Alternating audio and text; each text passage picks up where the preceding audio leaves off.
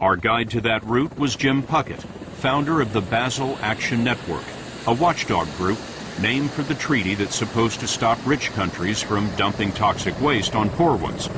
Puckett runs a program to certify ethical recyclers, and he showed us what's piling up in Hong Kong. I mean, it's literally acres of computer monitors. Is it legal to import all of these computer monitors into Hong Kong? No way. This is absolutely illegal, both from the standpoint of Hong Kong law, but also U.S. law and Chinese law. But it's happening. We followed the trail to a place Puckett discovered in southern China, a sort of Chernobyl of electronic waste, the town of Guiyu. But we weren't there very long before we were picked up by the cops and taken to City Hall. We told the mayor we wanted to see recycling. Mayor's going to ride up front. After you. Very nice car. So he personally drove us to a shop. Let me explain what's happening here. We were brought into the mayor's office, and the mayor told us that we were essentially not welcome here, but he would show us one place where computers were being dismantled, and this is that place, a pretty tidy shop. The mayor told us that we would be welcome to see the rest of the town, but the town wouldn't be prepared for our visit for another year. So we were allowed to shoot at that location for about 5 minutes. And we're back in the mayor's car, headed back to City Hall, where I suspect we'll be given another cup of tea and sent on our way out of town, with a police escort, no doubt. And we were. But the next day, in a different car on a different road, we got in. This is really the dirty little secret of the electronic age. Here's a CRT stand. Oh, yeah. So they've been dismantling the CRTs as well. A little bit of everything in here, and this is the place where they're clearly doing the burning. Greenpeace has been filming around Guiyu and caught the recycling work.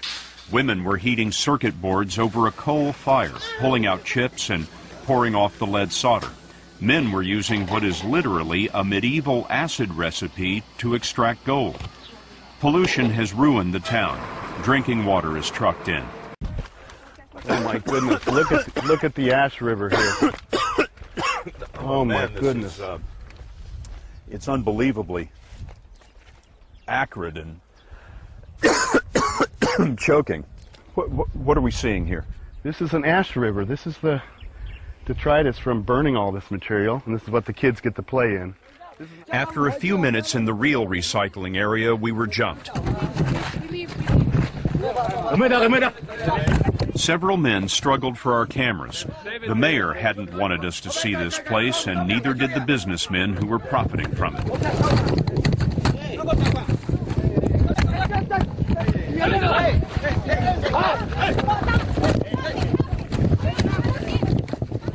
They got a soil sample that we had taken for testing, but we managed to wrestle the cameras back.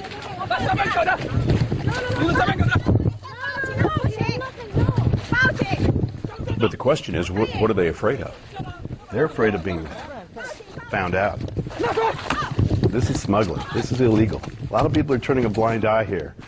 And if somebody makes enough noise, they're afraid this is all going to dry up. Back in Denver, there was no threat of it drying up. In fact, it was a flood. And Brandon Richter, CEO of Executive Recycling, was still warning of the dangers of shipping waste to China. You know, I just heard actually a child actually had died over there from breaking this material down and just getting all these toxins.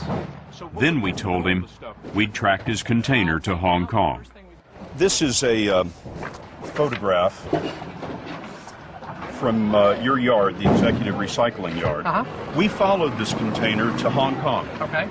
And I wonder why that would be. I have no clue. The Hong Kong customs people opened the container Okay. and found it full of CRT screens, which, as you probably know, is illegal to export to Hong Kong. Yep. I don't know if that container was filled with glass. I doubt it was. We don't fill glass and CRT glass in those containers. This container was in your yard, filled with CRT screens, and exported to Hong Kong, which probably wouldn't be legal. No, absolutely not. Yeah. Can you explain that? Yeah, it was not filled in our facility. But that's where we filmed it, and it turns out we weren't the only ones asking questions.